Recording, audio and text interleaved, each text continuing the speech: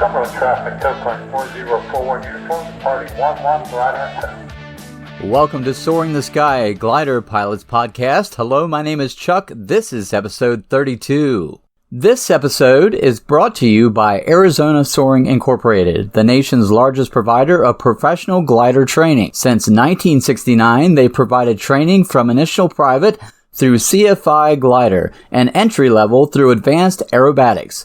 Open year-round, 7 days a week. More information is available at azsoaring.com. On today's podcast, Andreas Montifredi joins us from the Denmark countryside. He started flying a couple years ago and just a few weeks ago received his glider private pilot's license. Andreas has a bachelor degree in visual storytelling and has been working as an independent artist since 2009. When not flying or working on his artwork, he enjoys time with his wife and 3 children. Join us now as we hear Andreas' story on Soaring the Sky. Andreas Freddy, welcome to Soaring the Sky. It's so great to have you. Thank you very much, Jack. Where am I reaching you today? You are reaching me at home in my living room, my very quiet living room. My wife and my kids, they're all sleeping upstairs. My dog is here at my feet, listening in. It's dark outside. It's beginning of the fall here in Denmark, so it's getting cold again. And gliding season is actually finishing off right now. So we have about maybe a month, 2 months if we're lucky. Oh, wow. Mostly like schooling, not so much cross country, but... When did your aviation adventure get started? As most people, as a child, I always loved aviation and planes, and I would go to air shows and I would build them, like kit building as well. But where I grew up in the outskirts of Copenhagen, which is the capital of Denmark. And the only place that you could really go to see planes was at this place called Flyvergrillen, which is like an aviation grill right next to the biggest airport there. And you could see the Boeings and the Airbuses take off and landing. But, there was no gliders whatsoever. The whole airspace is so crowded. So I never saw gliders, and they never really popped up anywhere. But I always loved planes. But when I was little, I really stuttered like a lot. I basically couldn't really talk. It was all just... So pursuing a career in aviation was like not really something that I think I pretty quickly made an unconscious decision to do something else, and I was happy about drawing and doing things like that, so I just naturally went that way, and then I just left the whole flying thing. I might have buried it. And then years passed and I moved from Copenhagen to the other side of the country, which is a lot more open and a lot more rural, to study drawing.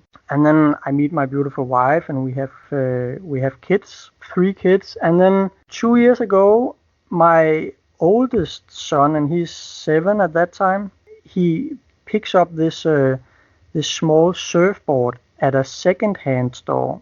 And it's about the same time of year as it is now. It's getting cold, but he just really wants to go test out that surfboard. And we live right next to a very big, or in Denmark, this is a really big lake, but you have to go to the northern end of the lake to actually go swimming, because it's a lot more shallow up there. And as we're there testing it out, this little red airplane, it just keeps passing over us, and I think it probably passes over us maybe 7 or 8 times. And I get this feeling, you sometimes get this feeling that the universe is trying to talk to you. You know this?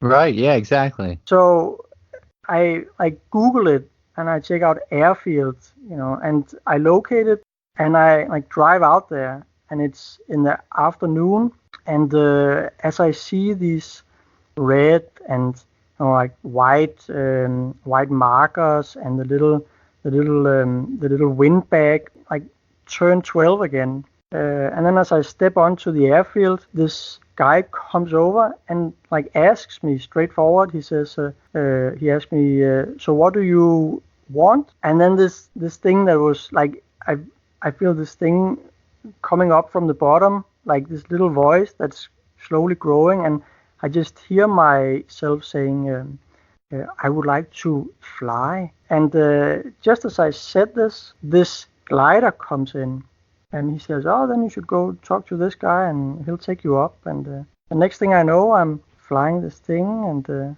I get really sick. But I just, the moment that I get back down, I just go and I sign this, my like schooling papers, because I just know that this, even though I'm sick to my stomach, it still feels right. So yeah, that's 2 years ago now, and I just got my glider's license like a week ago. Congratulations. Thank you very much. So now the real learning starts. So you go to the airport and just kind of by chance a glider comes in, and that's what steers you towards soaring rather than towards powered, right? Yeah, because I never thought about soaring as something that you could do. Aviation also, it's, from what I could tell, expensive. And I've started drawing, and I'm like doing arts, and there's not really a whole lot of money in arts. So yeah, this person just tells me that you can do this, and it doesn't cost a whole lot, and yeah, it just seems very simple and very straightforward. Tell me about the glider that you first flew then, and I guess what you're flying now. The first one that I flew was a twin Astia, and I flew that for the first year, but then we actually had the accident at the glider club where the tow plane, we use arrow tow, and the tow plane lost energy power, or lost like engine power right after takeoff, and they had to release, and then the only place that they could put it down was on a small lake right off the end of the airfield. It basically just turned into a submarine, and we couldn't fly that. So after that, we borrowed a whole lot of planes, and I got to fly, I think it's called a K7. It had like an eagle's beak painted on it, and feathers, like with like spray cans. Yeah, we borrowed something called a Pukas. It's a Polish aerobatic glider, and that's the plane I went solo on. We had a lot of different planes, and it was really interesting schooling on a lot of different planes, because you really get to know how each individual plane handles. So when I then went solo, and I had to fly a single-seater, I got to fly the ASW 19, and it's just, I sometimes think about like schooling planes when you have two seats. It feels like a canoe. It's like a place that you crawl into. But then that first feeling of flying in a single-seater is like a kayak almost. You kind of strap it on, and the wings, they come right out of your shoulders. So, yeah, definitely becomes a part of you. Yeah. I remember thinking that all of my landings were extremely rough after I started flying single-seaters, but it's just because you feel everything so much better that, you really feel that rumbling of the plane when it touches down. Yeah, and even like when you're riding a thermal, you feel the thermal definitely stronger in a single-seater, I think. Yeah, definitely. And when you're first learning this, I was really tense, and after you've been flying for 1 hour, my whole body was just so sore, and I wasn't feeling anything at all. I wasn't noticing thermals or little like changes. But then slowly, as I flew more and more, I also loosened up, and then you really start feeling it. And now I sometimes completely turn the vario off, and I just try to fly it by feel, because you can get so caught up in listening to that little noise going up and down. Yeah, if you're just listening to the plane, it just tells you everything that you need to know, more or less, and then you just use it as to check that you're still going up like an elevator, that you still feel that motion. Now, I'm not really familiar with the train in your area, Denmark. Could you tell me about that and what type of flying you do? I mean, Denmark, If the what you call water levels go up, Denmark will be the first country in the Nordic area to disappear. It's just flat, more or less. It's just like flat ground everywhere. So it's only thermal soaring. Sometimes people go out to the coast because we have a lot of coastline, and when you're at 1,500 meters, you can see pretty much from one end of the country to the other. Like Denmark is a very small country, but people go and they fly ridges out next to the ocean. I haven't seen that yet, but they go out and they fly in these old veteran gliders, and it's supposed to be really beautiful flying in the sunset with the ocean on the right side, and then That does sound absolutely beautiful. But for the most part, you're doing thermal soaring where you are. yeah, this is the only, more or less the only soaring that we do. Yeah, there's that, and then there's ridge lift, but mostly thermal soaring. What has been one of your most interesting flights out of the couple years that you've been flying? What kind of sticks out in your mind? I'm so new in this that I haven't really had any of those cross-country flights yet. This is something that I'm looking forward to. So I have to say that my solo flight was the most memorable flight. Almost everyone that I've talked to, they all mention this solo flight as their most special, memorable experience. This feeling of being all alone, flying a plane, was something very special. And I also, there one girl from our glider club, she's 16, and she went solo a few months after me, and it was so amazing to see her stepping into the glider, being 16 years old, and then when she landed and walked out of the glider, she was like 4 years older. You really feel that change happening. It's a really beautiful thing. It is. It definitely gives you a lot more confidence once you go through that. It is amazing how that happens. Do you remember your first time flying alone? Absolutely, yes. It is one of my favorite flights. Were you also making sounds in the cockpit, like whistling? I was like whistling. I've heard other people do that too, because it's so quiet. There's nobody talking to you in the back. Well, I was making a lot of sounds when I came into land because I was actually hollering. I was so excited. Yeah. I think everybody heard me that day that was anywhere near the runway because, yeah, I was making a lot of noise. I was just pumped up. I was super excited.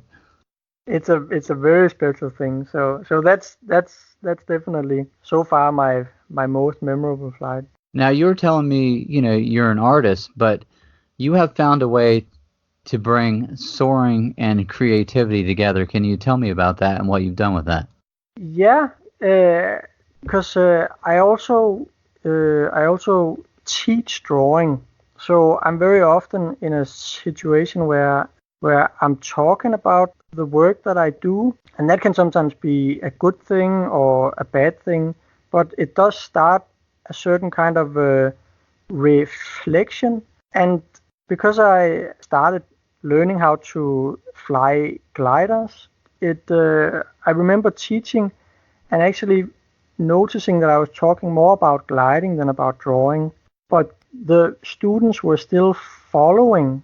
So I was noticing that there was some really strong similarities between gliding and then doing any kind of creative work, and even just, I think it goes beyond drawing and being, like creative in that old sense of the word. Like, for instance, I was learning how to do arrow toes, and when I was first starting out, I was just following that toe plane up and down, and if it moved up, I moved up the instant that I saw it going up, and when it went down, I just followed it down. So naturally, I was just, all over the place, and it was really hard for me to actually just fly this thing. And the moment that I kind of pulled back and allowed that toe plane to go up and down, and then just make the small adjustments,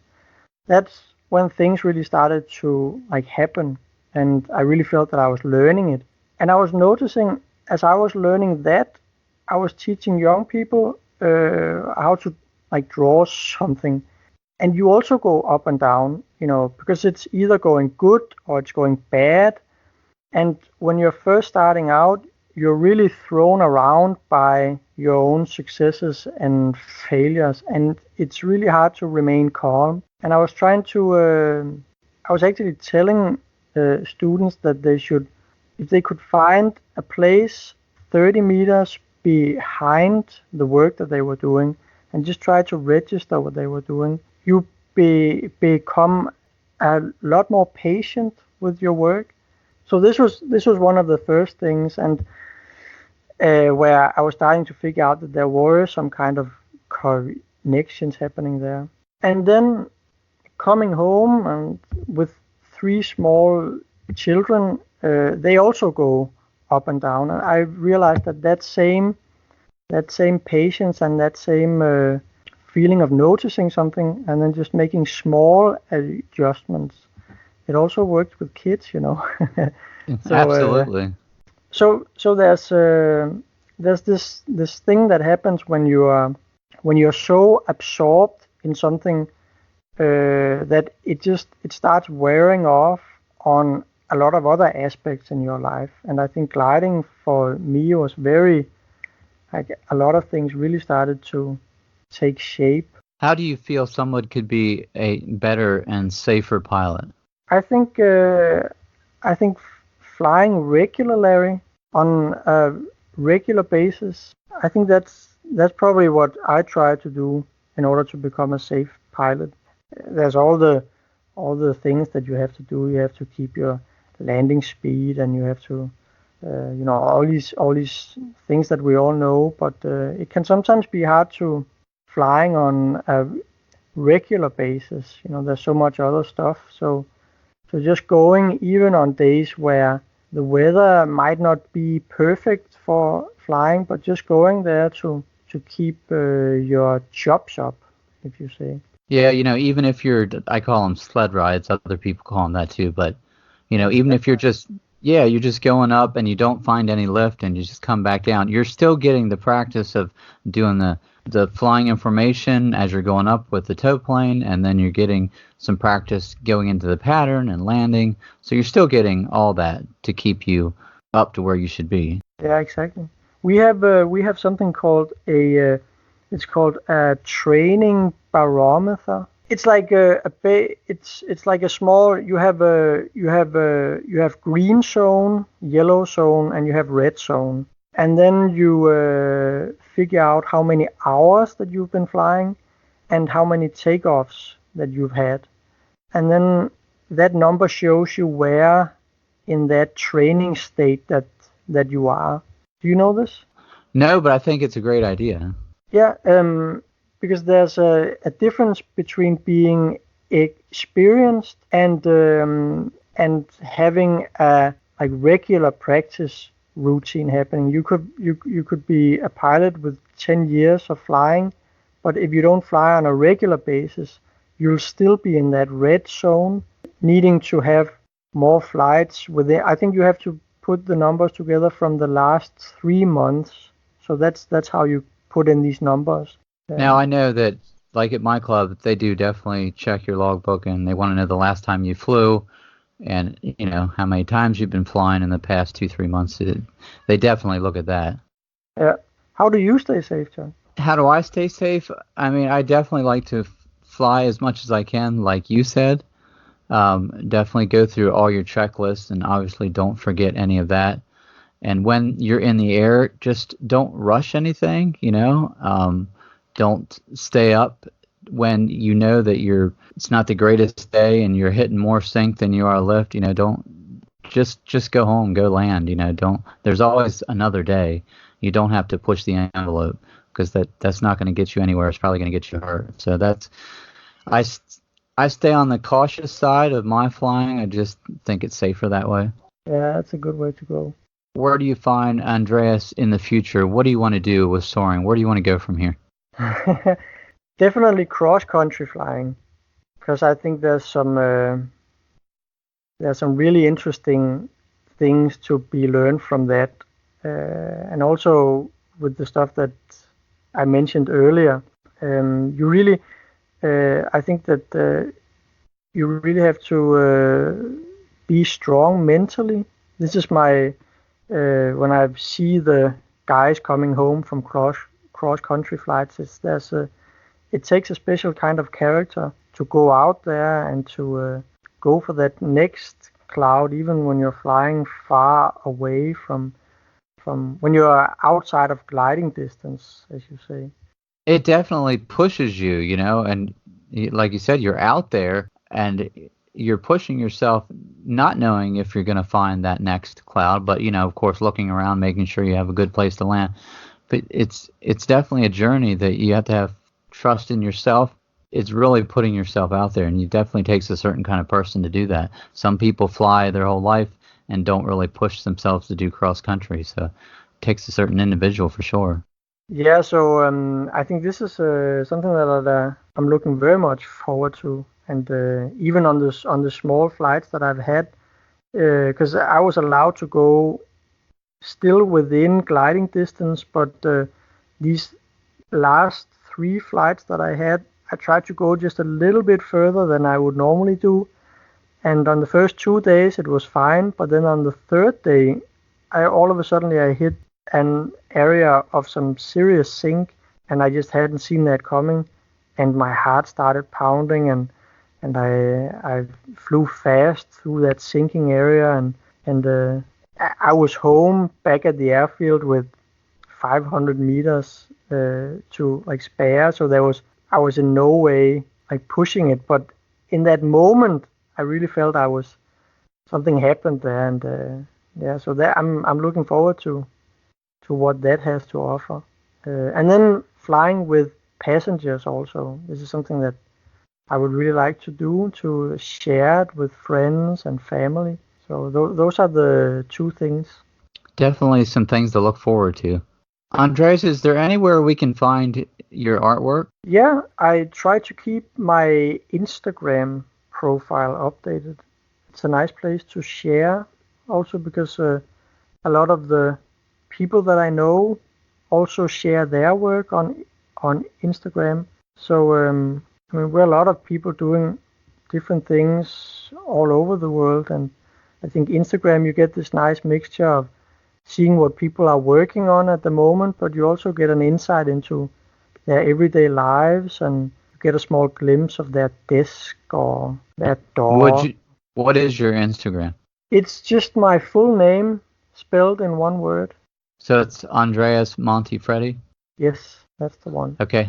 All right. I'll make sure I put that in the show link so they can check out some of your artwork. That would be great. I know a lot of people would appreciate seeing that. Yeah, for the curious people. You had a person in the show. I don't know when it was, but he took photographs with like a 360-degree camera, and one of the photographs is him eating a banana in the cockpit, and the whole glider is it looks like a small UFO. It's a really I think that was the episode called Soaring the Lens of a Glider Pilot. I think that was Joe Capra. Yeah. Yeah, Joe does a lot of that work, and he has some really cool stuff on his Instagram. Yeah. And for those that haven't heard that episode yet, definitely check it out. Yeah, it's Soaring Through the Lens of a Glider Pilot. Amazing, yeah. Andreas, I greatly appreciate you staying up late and doing this. I know that our time difference here is large, and I know, like I said, you were up late, and I greatly appreciate you listening to the podcast and being a guest, because, without you all, I wouldn't really be doing this. So I'm grateful for that and happy you all are willing to do these podcasts. And once again, thank you for doing these podcasts. It's really valuable. Absolutely. And like we were speaking earlier, it's so cool to catch up with people all over the world and be able to connect with them and share our soaring stories and share the things that we've run into, and maybe to help other people, so they don't run into those things when you're flying, just to be safer pilots, better pilots, and just have a large community that we can share all this. Yeah, It matters a lot. Andreas, have a good night.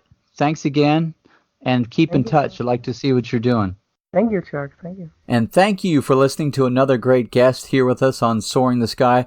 Our community is growing. I appreciate all of your positive feedback. Recently, we reached 15,000 plays. You're all over the globe listening, and I greatly appreciate you taking your time to do that. I know there's a lot of podcasts out there, and for you to listen to Soaring the Sky means a lot to me. So thank you for spreading the word of soaring. I'd love to hear from you. If you want to drop me a line, it's chuck@soaringthesky.com. If you're a glider pilot and you want to share your adventures soaring the sky, I'd love to talk to you. Once again, chuck@soaringthesky.com. Drop me a line, get you on the podcast. We also have a Facebook group now, which a lot of you joined. If you want to do that, you can just jump on Facebook. It's Soaring the Sky Podcast. And Instagram, we're on there as well, also under Soaring the Sky Podcast. And if you're new to soaring and you want to know where you can get your first glider flight, a great help would be ssa.org. They're going to give you all the local soaring clubs in your area, so you can check out best place for you to go and catch a ride. There's also lots of good information on there as well. They have webinars, which are very helpful. So check that out, ssa.org. We hope you join us again right here for another great guest on Soaring the Sky.